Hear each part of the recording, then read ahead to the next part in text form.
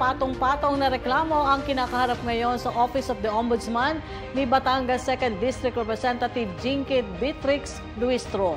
Nagugat umano ang reklamo mula sa isang anonymous complaint na uudyok sa Ombudsman na imbestigahan si Luistro dahil sa umano'y vote buying, premature campaigning at graft and corruption. Sa kabila nito, sinabi ni Luistro na chill lang daw siya dahil wala naman detalye at ebidensya.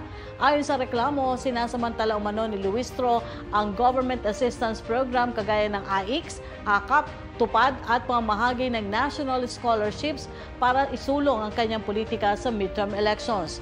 Nakakadagdag din umano sa reklamo ang paglaladlad ng kongresista ng mga tarpaulins na may mukha niya habang namimigay umano ng assistance. Dagdag pa ng complainant, nangyari ang mga ito sa gitna ng campaign period kung saan mariing ipinagbabawal ng Commission on Elections ang mga politiko na makilahok sa mga aid distribution. Nanindigan naman si Luistro na wala siyang nilabag na election code at sumunog-anya siya sa batas.